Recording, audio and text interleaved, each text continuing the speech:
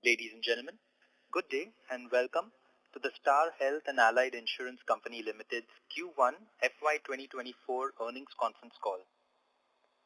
As a reminder, all participant lines will be in the listen-only mode. There will be an opportunity for you to ask questions after the presentation concludes. Should you need assistance during the conference, please signal an operator by pressing star and then 0 on your touchtone phone. I now hand the conference over to Mr. Pratik Patil from Adfactors PR Investor Relations team. Thank you, and over to you, Mr. Pratik Patil. Thank you, Robin. Good evening, everyone. From the senior management, we have with us Mr. Anand Roy, Managing Director and Chief Executive Officer, Mr. Nilesh Kambli, Chief Financial Officer, Mr. Amitabh Jain, Chief Operating Officer, Mr. Anish Srivastava, Chief Investment Officer, Mr. Aditya Biyani, Chief Corporate Strategy and Investor Relations Officer.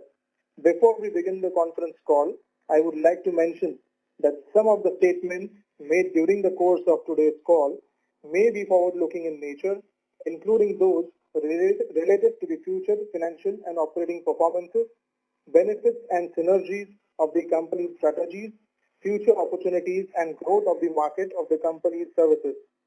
Further, I would like to mention that some of the statements made in today's conference call may involve risks and uncertainties. Thank you, and over to you, Mr. Roy. Thank you, and good evening to all of you. Thank you for joining Star Health's earnings call today. My name is Anand Roy. I'm the MD and CEO of the company. I will first give you a brief overview of the industry trends and the developments that we have witnessed in the last few months, as well as walk you through the company's performance in terms of premium and distribution. Later on, I will cover the financial performance and aspects related to claims, including the steps that are underway to manage them. In Q1 of 2024, the health insurance industry, including the personal accident business, has grown by 21%, driven by 23% growth in group health and 18% growth in retail health. Now we will talk about the growth and market share of Star Health. For 3 months 2024, that's the Q1, our overall growth is 20%. Our retail growth rate is 19% versus the industry's retail growth rate of 18% during Q1 of FY24. In Q1 of FY24, Star Health registered 32% market share in retail health, which is more than 3x the second largest player in the industry. We aspire to grow higher than the market growth rate and increase our retail market share in the future.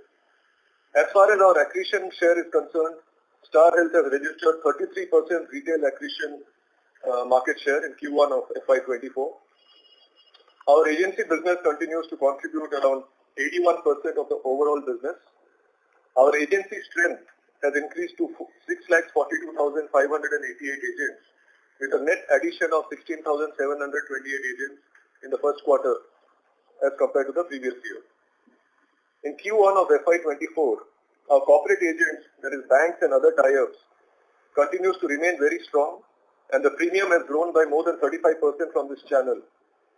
Some of the highlights in first quarter for us were as follows. As far as premium and distribution is concerned, we had taken a price hike in the Family Health Optima plan, where the renewal pricing was effective from 1st May of 2023. We are very happy to inform that the policy renewal in terms of both volume and value are in line with our expectation. We continue to focus on our digital initiatives and we continue to make substantial strategic investment in the digital areas. The outcomes are our fresh digital business has grown by 26% in first quarter over the previous year first quarter. We have relaunched our Star Power app as the Star Health app. The key features of the Star Health app are differentiated journeys of policies for policyholders and non-policyholders, instant and scheduled call with our free telemedicine services, which we call as Talk to Star. The management of family members of the policyholders are also made very simple. The network hospital search and has been made simple for customers to access the nearest network hospital to them. The organic traffic to the website grew by 48% in our first quarter over the same period last year. Our brand campaign, Save the Savings was well received, and it has led to a 3.5% uptick in the buying consideration of the target segment. The dynamic QR code introduced on all our policy renewals and also on our digital platforms will ensure that the customers can now renew policies at the click of a button, and it will also lead to cost savings in terms of collection cost. We have tied up with AU Small Finance Bank, Bank of Maharashtra and Godrej Housing Finance during the quarter. This will further expand our reach and also strengthen sales of our higher sum assured policies. With the new expense of management guidelines provided by the IRDAI, this provides an immense growth opportunity for us. In order to reach newer geographies, we have identified almost 1,000 sales manager stations which are located in semi-urban and rural areas. These are small individual service centers, of which 410 have already become operational during the first quarter. The expenses of management regulation gives us a lot of flexibility to gain in the banca and alternate channel business areas, along with our agency channel. The average sum assured of our new policies has increased by 10% on a year-on-year basis. It now stands at 9.5 lakhs on an average. 5 lakhs and above sum insured now constitute 76% of the retail health portfolio versus 69% in the first quarter of last year. The premium of benefit plans has grown by 29% in the first quarter. The share of such products within the overall GWP has increased by 17 bps to 2.5% in the first quarter of FY24. I will now talk about the claims initiatives and the outcomes. 61% of number of paid claims in the first quarter are through cashless versus 56% in the first quarter of last year. In terms of claims amount, 84% of the paid claims in Q1 of FY24 was cashless versus 80%. Cashless TAT claims settled within 2 hours came in at around 94%. Auto adjudication of claims through our investments in tech has helped in drastically improving turnaround times and thereby improving the customer satisfaction. 28% of our agreed network hospitals, representing 67% of cashless claims, have been onboarded under these initiatives. The number of such claims settled has risen to 60,000 in Q1 of FY24, a growth of 34% versus Q4 of FY23. So on a sequential basis, it has grown by 34%. We continue to improve on the claims-related milestones. Within overall cashless claims, the share of hospitals with pricing arrangements, that is agreed network hospitals, cashless claims is 61% versus 56% in the Q1 of FY23. As you will be aware, fraud control is one of the critical factors to address in a health insurance business, especially in a retail health insurance business like ours. Our anti-fraud digital initiatives have started to produce savings in claims outgo. There's a 0.9% incremental benefit in terms of lower claims ratio in the Q1 FY24. And our SaaS investments in SaaS has assisted in 80% of those cases. Claims initiatives planned to bring in efficiency are reduction in readmission, home health care initiative, it is a very innovative initiative that we have taken. First notice of loss initiative through app for remote and virtual survey, which will help us to advise customers on appropriate hospitals nearest to their homes. Our financial performance, we are focused on sustainable, profitable growth and taking decisions to achieve that goal. Our combined ratio for Q1 FY24 has improved to 97.8% versus 98.24% in Q1 of FY23. Improvement in combined ratio is achieved through claims ratio improvement. Claims ratio for Q1 FY24 has improved by around 1% to 65.4 versus 66.3 in Q1 FY23. Expense ratio has slightly increased in Q1 FY24 to 32.4% versus 32% in Q1 FY23, mainly on account of the fixed cost vis-a-vis Q1 FY24 being a smaller quarter in terms of gross premium. Our investment assets have grown to 13,303 crores in Q1 FY24 versus 11,463 crores in Q1 FY23. With a rise in interest rates, fresh investments were deployed at a higher yield and realization of profits on ETFs. The yield for Q1 FY24 rising to 7.45% versus 7.11% in Q1 of FY23. We continue to invest in equity portfolios through ETFs. The investment income in Q1 FY24 grew by 23% to 250 crores over Q1 of FY23 of 204 crores. Q1 FY24 recorded a profit before tax of 384 crores versus rupees 288 crores reported in the Q1 of FY23. Our profit after tax in the first quarter of FY24 came in at 288 crores versus 213 crores in the first quarter of FY23, representing a growth of 35% in our PAT numbers. Total and non-annualized ROE for the quarter has increased to 5.2% compared to 4.6% in Q1 of 23. Solvency as on 30th June is 2.18 times compared to the regulatory requirement of 1.5 times. This solvency has been achieved despite availing only the 4% mandatory reinsurance. To conclude, we at Star Health continue to invest in the profitable and sustainable growth opportunities available in the health insurance segment, and we are on a desired path of realizing the same. Thank you so much, and now we are happy to take your questions. Thank you very much. We will now begin the question and answer session. Anyone who wishes to ask a question may press star and 1 on their touchtone telephone. If you wish to withdraw yourself from the question queue, you may press star and 2. Participants are requested to use handsets while asking a question. Ladies and gentlemen, we will wait for a moment while the question queue assembles.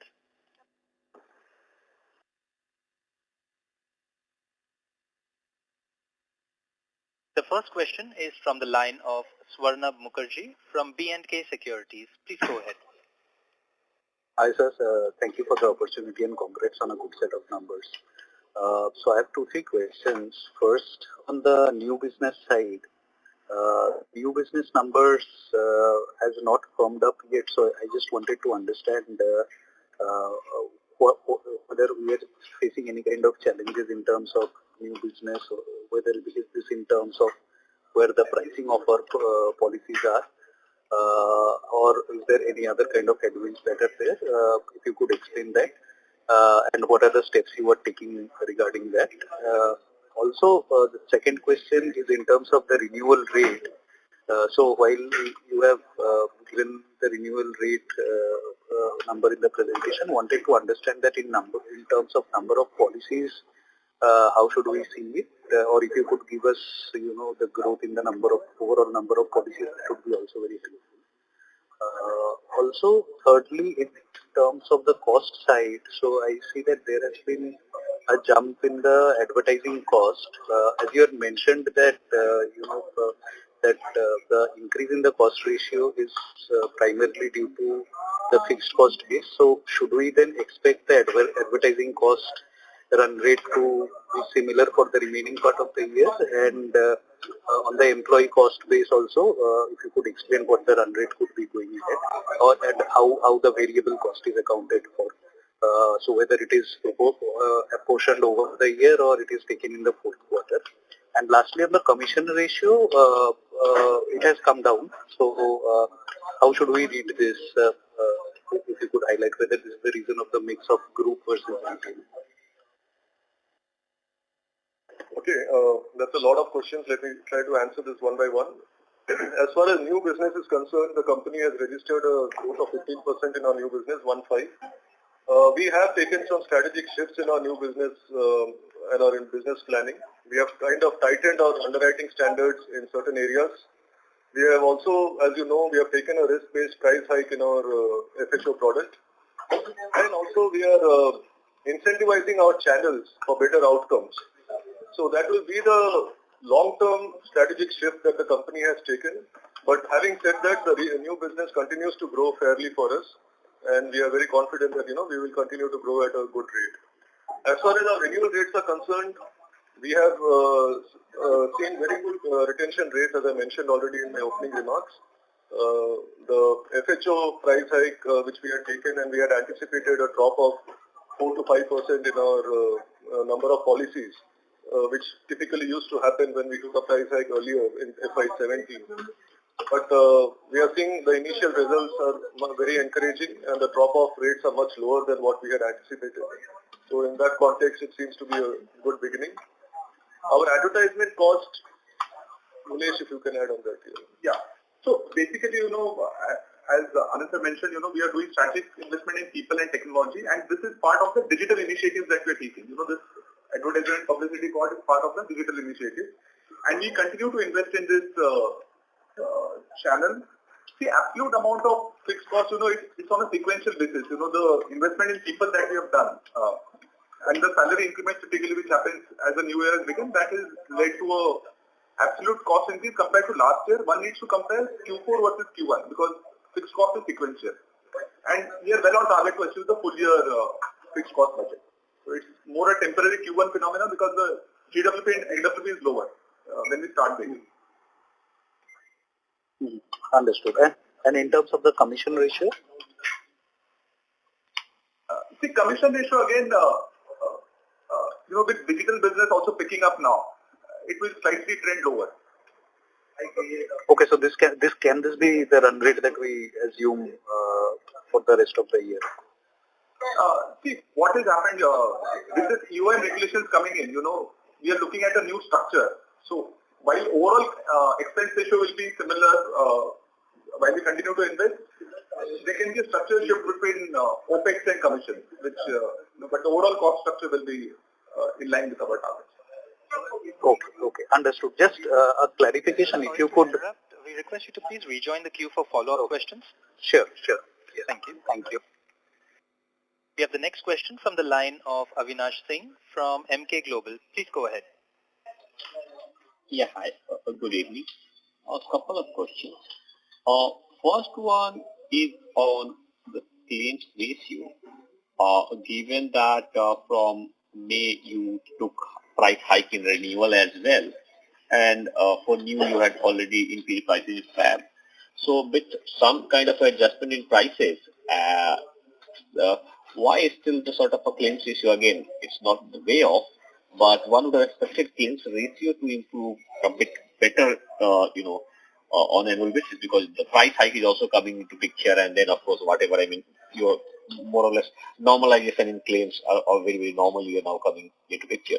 So can you explain, despite the price hike, claims ratios are still a bit on the sort of inflated side. That's one. Second, on the, retail health, of course, you have repriced, but can you sort of comment on competitive intensity in the market, whether, either it's the pricing or the payouts are concerned, because now, of course, under the new UM regulation, of course, earlier also there was certain practices, but now you are officially, the commission cap is now moved to the overall UM cap. And also everybody is changing, from the SAHIs to multi-line, everybody is changing retail health. So how is the pricing environment as well as the competitive environment of payout to distributors? We have two questions. Thanks.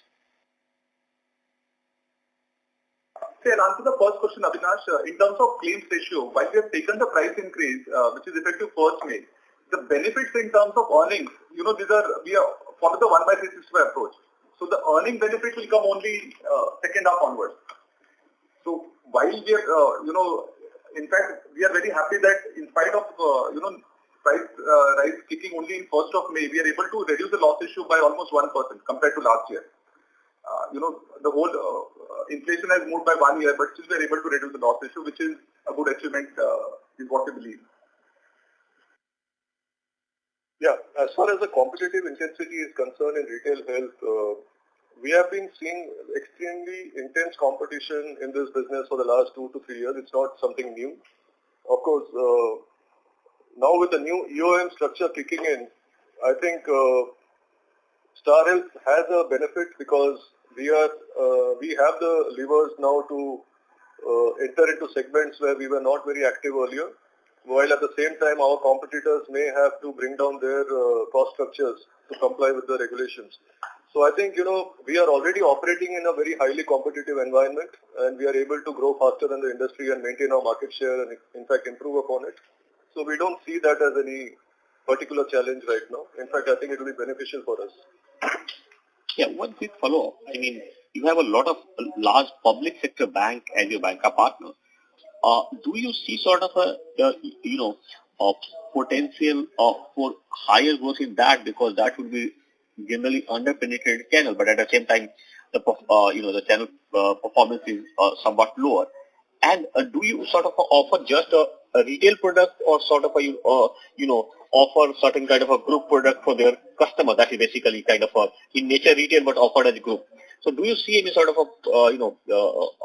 growth improving there by some sort of any tweak in products and all? Yeah, Avinash, that's a good question.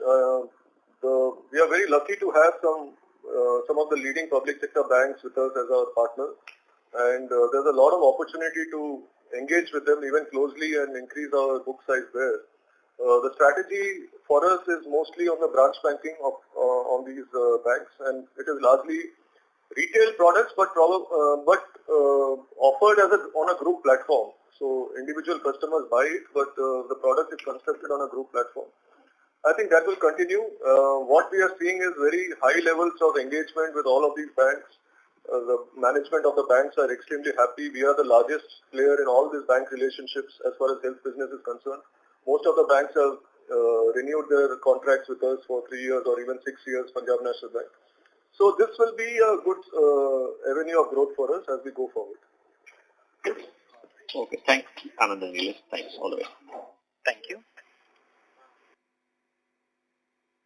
The next question is from the line of Shreya Shivani from CLSA. Please go ahead. Yeah, hi. I have 3 questions. First is on the loss ratios, and I'm sort of repeating this question over here. Apart from the price hike, the way I was trying to understand was that last quarter we had a loss ratio of 62%. First quarter generally doesn't have any seasonal diseases, etc., right? In second quarter, third quarter, we will have some impact of seasonal diseases.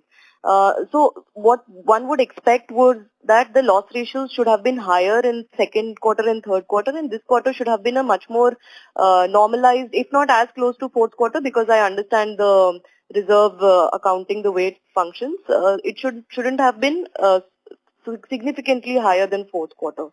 So that is one question, and I also want to understand why the IBNR reserves has also increased much more than what you have generally seen in the previous 1Qs.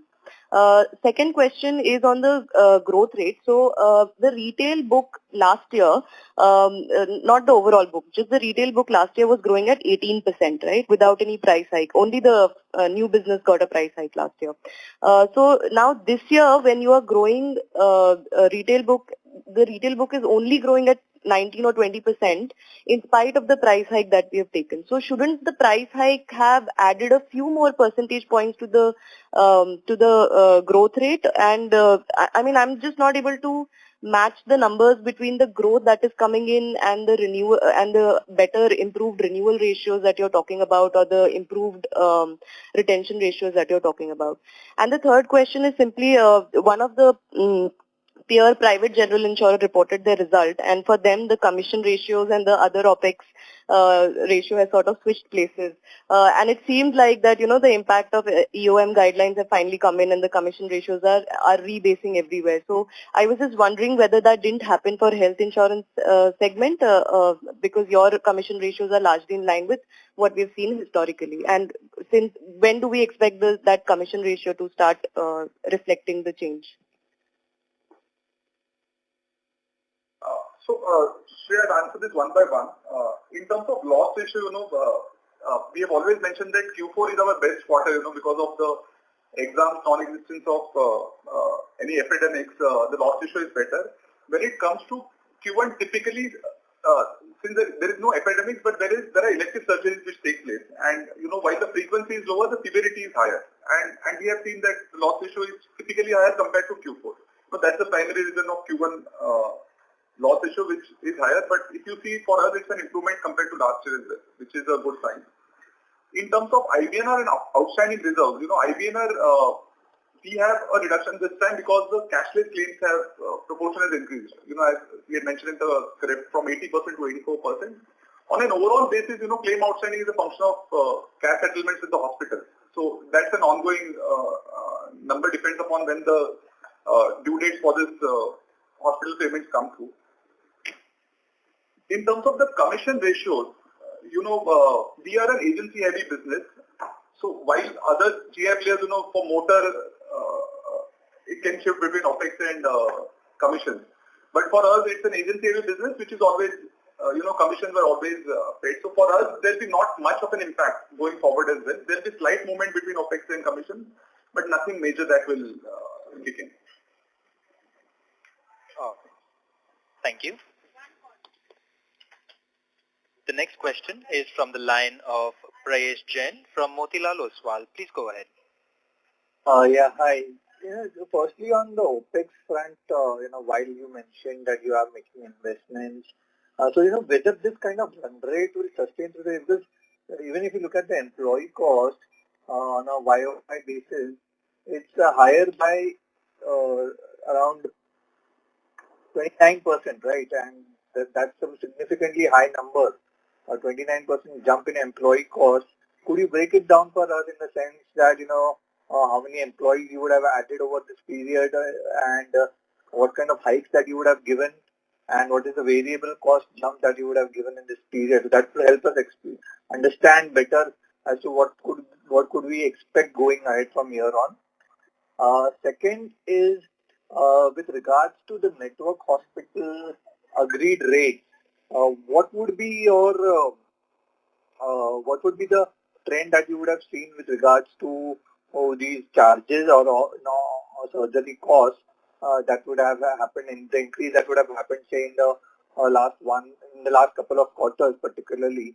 And would you say that whatever increase that would have happened would have been adequately priced in by you guys?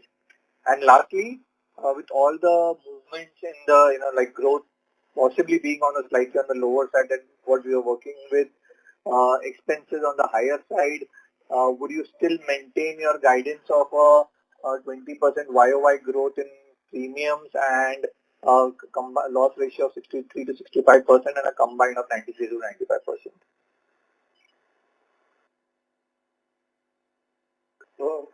As far as the employee cost is concerned, we have invested a lot in our digital business.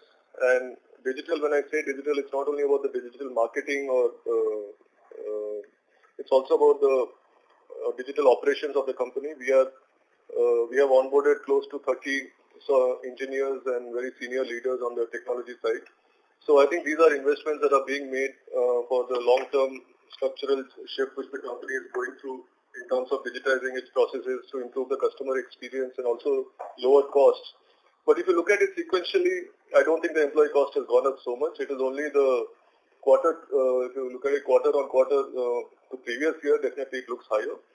But having said that, we are very confident on the growth which we have committed in terms of 20% YOY growth for this year.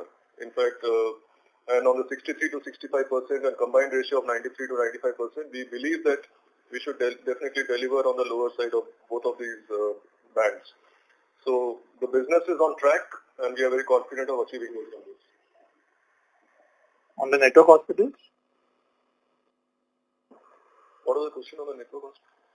What has been the agreed rate, change in the agreed rate on the, say, in the past 6 months, and would that have been, because the channel check suggests that it has been anywhere between 10 to 12% for private insurers, the increase in the agreed rates.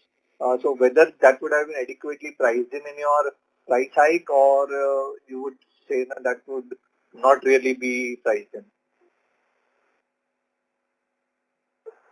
I think it is definitely priced in adequately in our price hike.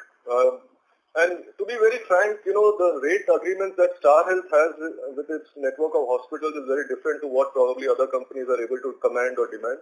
And I think, our agreements are very proprietary in nature and definitely better than what most industry players are able to attain. So, but to answer your question, yes, the price hike has been priced. I mean, the rate hike has been priced in. What would be quantum of price? One more thing, I think what you're referring to is only big listed players. The proportion of those players in our overall portfolio is still lower. So that impact will not flow in the way we're talking about. Got that. Thanks. Thank you. The next question is from the line of Supratim Datta from Ambit Capital. Please go ahead. Hi. Thanks for the opportunity. So, my first question is... Sir, sorry to interrupt, but the line for you is not very clear. We request you to please use the handset and speak closer to the mic, please. Yeah, can It's still breaking up, sir. can you hear me now? Is it better? Sir, you were not clear at the moment. May I request you to please rejoin the queue after you establish a better connection, sir?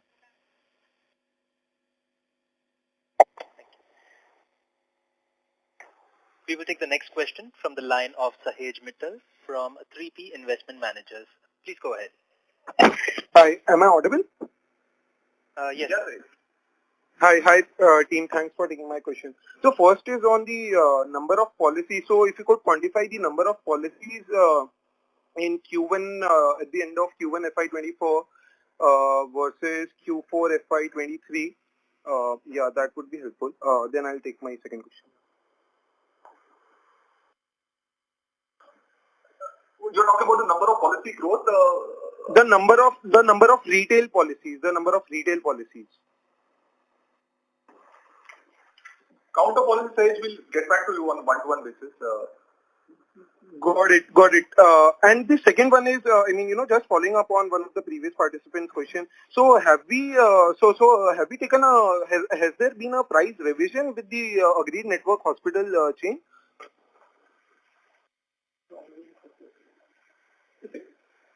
It's an ongoing process, Sahej. We are not seeing any steep price increases in our network. In fact, we are able to better negotiate prices with some of the larger hospitals.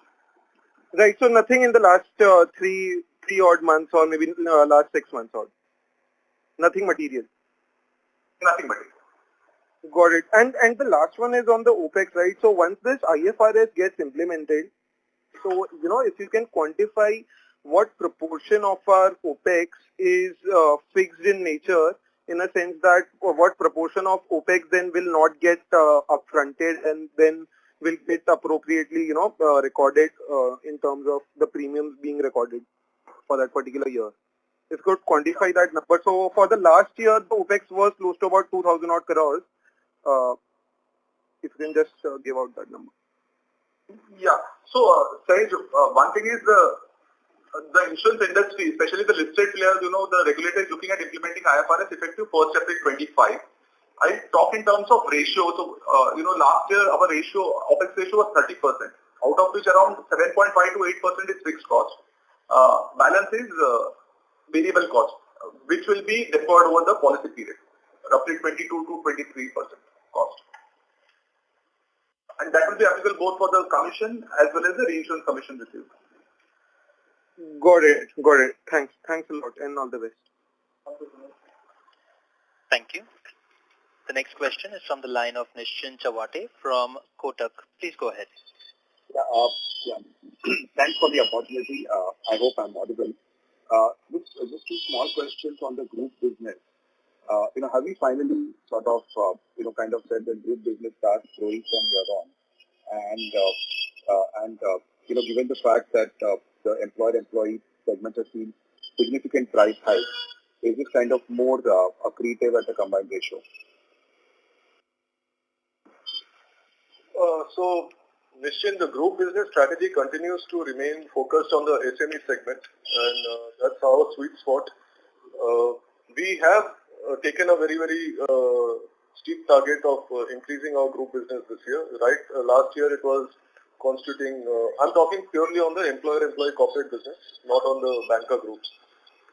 So we expect that, this year we should be able to double what we did last year. 2x is what we are planning to do. Let's see how that pans out. As far as large corporates are concerned, we continue to remain very, very selective. We are not very bullish about that, but we will evaluate as we go along. So your 20% premium growth target includes, group 2x, and then the rest of it retail. Is that the way I should read it? 20% growth target includes the group business, yes. Okay. And just one clarification, the banca group business or the group business that you're doing under the banca, the banca business that you're doing under the group design, that in your presentation gets reflected in the retail also? No, it gets retailed as per, it gets reported as per the product filing, which is under groups. Okay, got it. Great. Thank you very much and all the best. Thank you. Thank you. The next question is from the line of Supratim Datta from Ambit Capital. Please go ahead. Can you hear me now? Yes. Better? Yes, this is much better. Sir. Okay. Please go ahead. Yeah, thank you. So the first question is on the renewal premium ratio. So just wanted to understand whether if a customer shifts from Family Health Optima to a lower with Star Health, will he or she still be considered in that renewal premium basket, or will that be considered as a new policy? So that's one. The next question was on the banker side. You laid out, your strategy. Just wanted to understand what proportion of your premiums is currently coming from the banker channel alone. And I understand that you had a target of increasing that to 10% over the medium term. Does that strategy still remain in place, or you have revised those targets? So those are my two questions. Thank you. Yeah, actually, good question. The renewal of FHO customers, if they migrate to any of our other products within the Star Health franchise, we count them under renewal itself. We do not count them as new business. And the second question is, Banca, I had guided for maybe 10% sometime back, but now we are already clocking at 15% of our fresh business. And we hope that, we will end the year with even better numbers than that. Got it. So just one follow-up on that. So could you give us the breakdown that, how many people have actually shifted from Family Health Optima to some other products? Is that something that you would give? No, unfortunately, I'm not able to disclose that number. But what I can tell you is our retention ratios are better than what we had thought about. Got it. Thank you. Franchise. Thank you. Thank you. Thank you. The next question is from the line of Sanket Godha from Avendus Spark. Please go ahead. Thank you for the opportunity. Anand, my simple question is that if you look at ANH contribution has increased from 56 to 61, which should improve your loss ratio, and we have a price hike which everyone else has alluded to, but still the quantum of improvement which happened in the loss ratio has not happened. So in my view, is it because your specialized policies contribution has come off a bit compared to previous quarter? And then also the mix, even if you are growing 15% kind of in new, then the mix is more moving in the favor of renewal rather than new in the entire GWP of retail, and that is dragging down the still the loss ratio. So just wanted to understand that part little in a better way how it will play out. So Sanket, as already mentioned that, our improvement in loss ratio as compared to the last year itself showcases that, the strategies that we are following is working out well for us. Now, what you're talking about, the price hike will take some time to eventually, derive the benefit for us. So it will play out over the next 12 to 15 months. So I think, it will only get better from here. So as far as the renewal to fresh mix is concerned, we keep tracking that very, closely. As we continue to invest in our distribution channels, we are opening, as I told you, more than 1,000 locations in the semi-urban and rural markets. We expect that our fresh to renewal mix will continue to be, similar or better. Got it. But Anand, you in the call you have been saying that we are investing into people and the channels. You give the distribution mix on the total premium. Maybe if you can allude to something on distribution mix with respect to new business. Is it moved away from agency, more banker or more direct or more digital is contributing more? Just to understand that part a little better, that investments is even getting reflected into the diversification in the distribution mix. Yes, sure. So one number I can give you today is that our non-agency new business is now more than 30% contribution. And This includes banker, digital, and these are the two main channels. We are seeing a very fast growth in both of these channels, and now with the new guidelines under expense of management which we have got, I think, we are going to go very aggressive in these channels and make it improve. Anand, this number 30% is how, if you can disclose, how it was last year and how it has, I just wanted to understand the trajectory. Again, we'll take that offline. Maybe you can talk to us separately. Give you those numbers. And the last one from my side, we started the call year or in the fourth quarter call, we guided that the group health might go back to 10 to 11% of GWP, which was before 2023. But still, if I look that number is around 6 to 7. This is just and it is believed that group health is seasonally strong in first quarter. So just wanted to understand, still the 10 to 11% guidance remains, or that number might tone down a bit for the entire year? No, the group health, the number that we have taken will be somewhere around 10 to 11%, but that will include the bank assurance group, right? Yeah. See, Sanket, first April business is typically large corporate. And as mentioned, we are focusing more on SME businesses and banker group. The group business for us is grown by 30%. And this is only first quarter. So we are confident as we move along, the overall mix will keep on increasing. Okay, thanks, Manish. That's it from my side. Thank you. The next question is from the line of Dipanjan Ghosh from Citi. Please go ahead. Hi, sir. Good evening. Two questions from my side. First, you mentioned, in terms of strategic shift for your new business toward non-agency, and you give some color on 30% coming from that channel.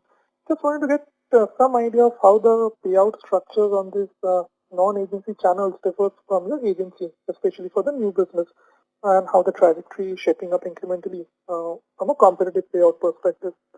And second, if you can give some color on how the claims frequency differs between your metros versus smaller markets, or basis sum assured. I mean, if you can give some color on that.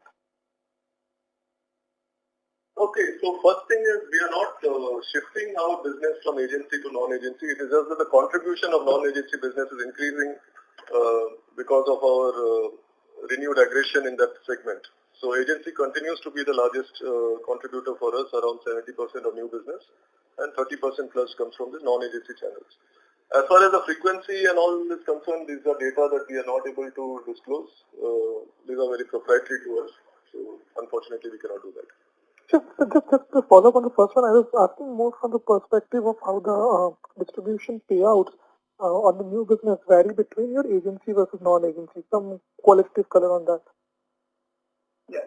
See, we are incentivizing our channels based on outcomes.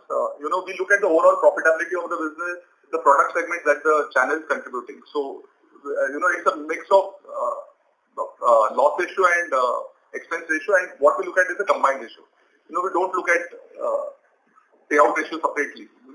We consider the combined ratio in terms of profitability of the channel. Got it. Okay, sure. Thank you and all the best.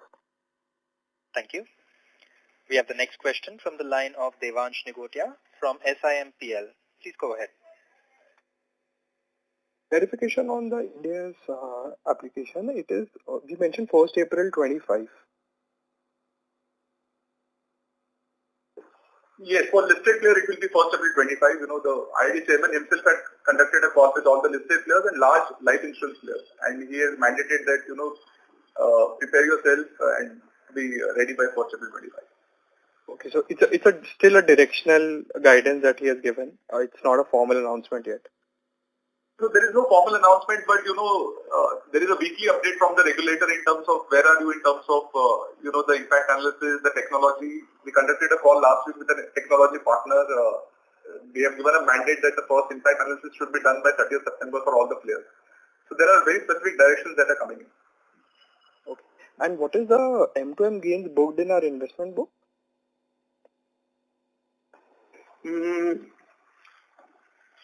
MTM gains. So there are overall book, there are no gains as such. So 7.4 is the yield we should work with for the year? Sorry? 7.4% is the yield we should work for the year? As we have disclosed that there were some profits booked in ETFs. So this quarter's yield is marginally higher. But there is a continuous optimization of asset allocation, keeping in mind the relative valuations. So let's see. I mean, it would be certainly reasonably higher than the previous year. So this is what we expect. But let's see. Depends on the opportunities that we get. So what is the employee cost we should work with for the year? Employee cost. What we should work for the year for FY23? See, employee cost, has two components, the fixed cost and the variable cost. The sales manager salaries are variable and there is incentive based on the growth in business. So very difficult to give a number to it. Okay. But, I mean, so just a little confused here because we mentioned that we've added just few 30 engineers, but the step up that we see for the base quarter June also, there was a 56 crore ESOP cost. Adjusting for that, the run rate was 220-230 crores, and this quarter is 358. And June is actually a lull quarter with lower variable cost. So considering that the employee cost increase, excluding, is actually 62% YOY, June on June. That is why... ESOP cost is not part of the employee cost. ESOP cost is part of the P&L. The 55 crores ESOP cost is not part of the employee cost last year. You cannot exclude that from the employee cost. Okay. The employee cost is comparable last year and current year. As we spoke, we have done investment in people, banker channel which is growing. There are relationship managers we have deployed. The sales manager has incentive based on the fresh business. So all this will lead to a increase in variable cost. And fixed cost for the first quarter will be higher, because it's sequential.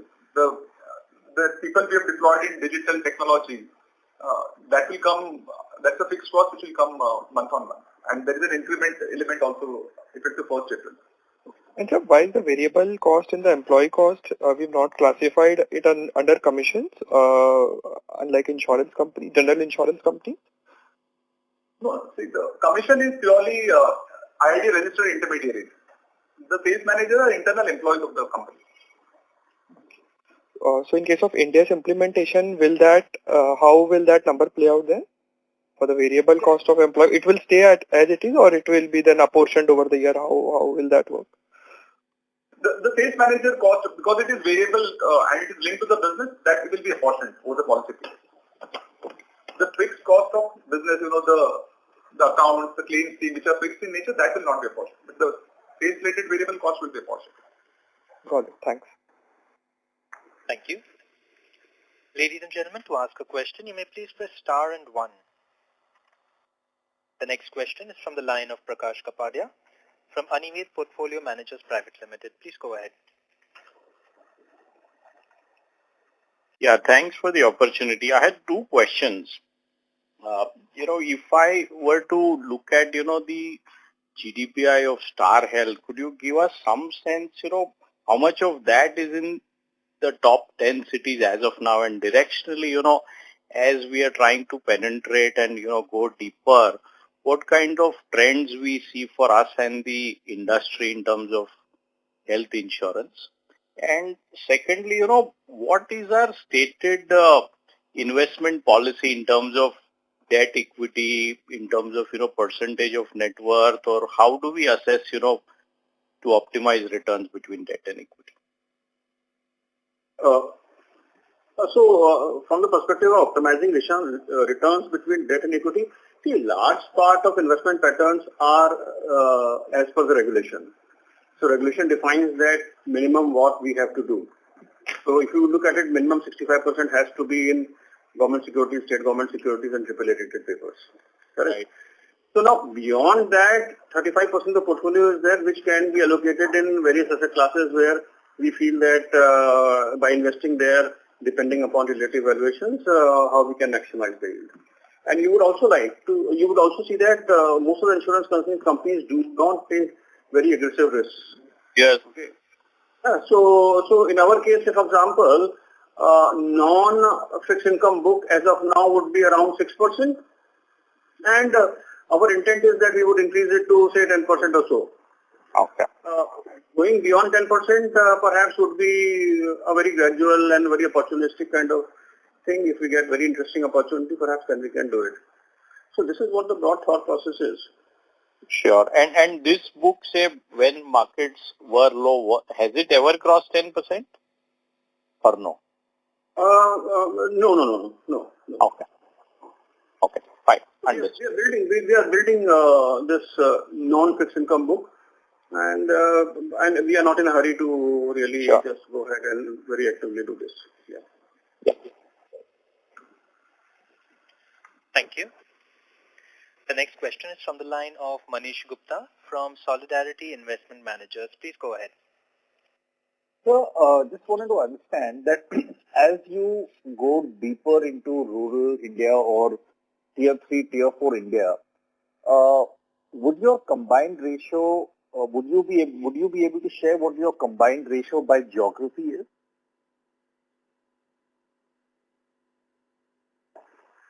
No, see, combined ratio by geography will not be able to present it so early. I mean, that will take some time because that is all proprietary information, But directionally, one would imagine that competitive intensity in Tier 3, Tier 4 towns should be lower than Tier 1, Tier 2 cities.